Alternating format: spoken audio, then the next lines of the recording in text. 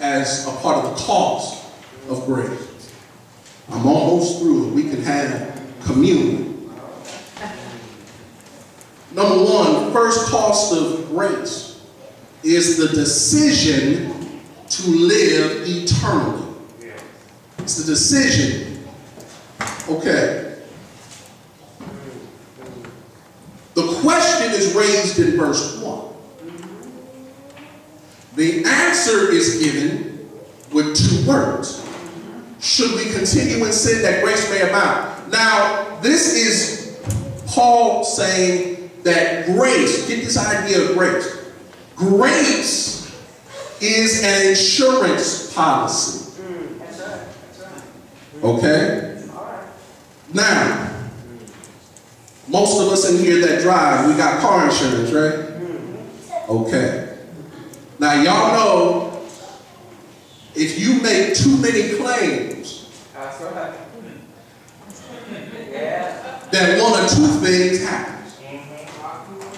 The premium goes up, or they just might as well cancel your policy.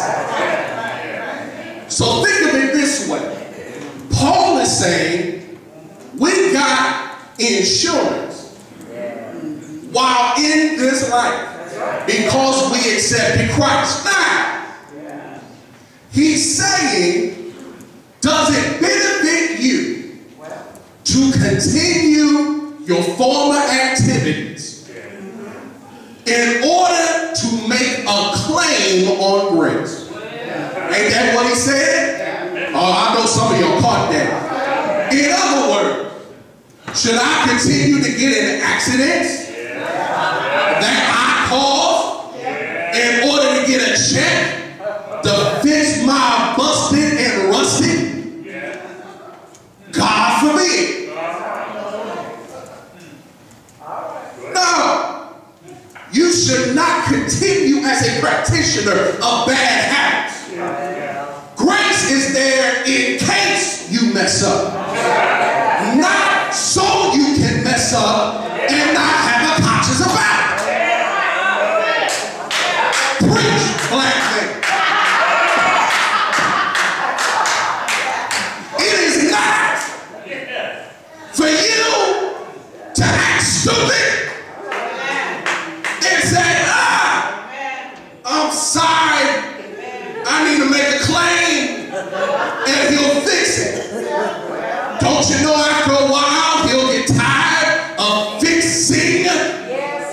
Y'all don't believe me. Samson, please take the stand. Do you swear to tell the truth, the whole truth? Nothing but the truth, so help you God. I do, preacher, I do. Tell the court what happened to you. Well, God gave me a purpose in life. And he even gave me 3 mandates to follow. He said I should never cut my hair, touch a dead thing. I should never get so violent and get drunk. Don't do none of that. And I will maintain my anointing and my power. So Samson, what happened? Well, I got drunk one day, but yet somehow he still kept me. Well then, Samson, did he go back on his word? No, preacher. I came a second time and got a jawbone from a dead animal and beat folk down. Well, did the Lord take away your power? No, but he let me keep on doing what I wanted to do. But then I got caught up with some stank old female. Got in her bed and let her seduce me to tell her about the source of my power. Next thing I know, I went from having nice, beautiful braids to the worst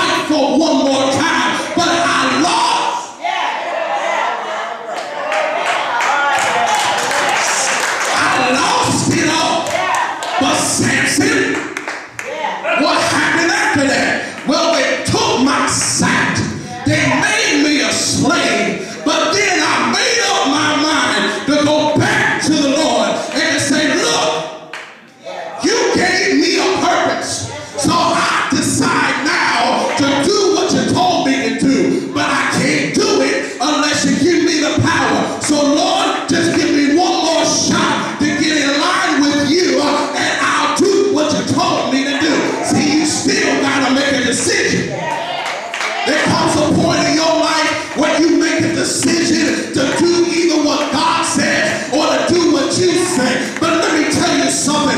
What you think, they got a hill of beans to do with nothing. But what God thinks of you and what God thinks of your future ought to mean something to you, to the point where you know that grace costs something.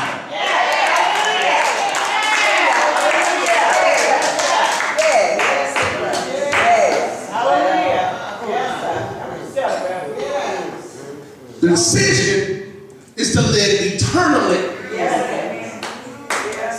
Not to dwell on all this stuff going on down here. I can't let that.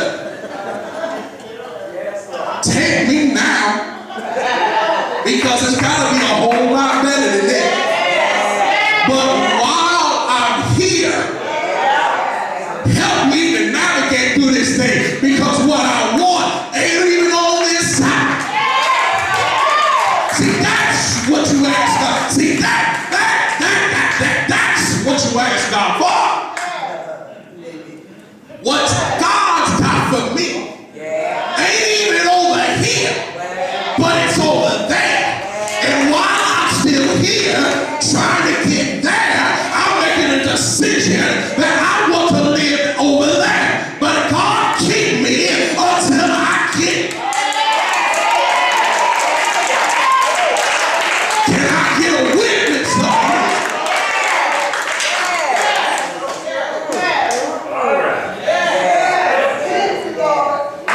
Number two,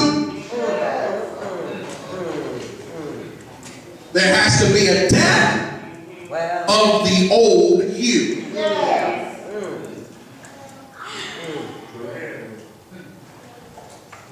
My throat's a little parched, excuse me.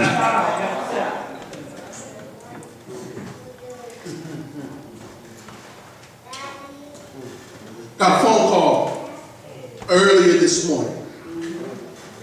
Childhood buddy of mine.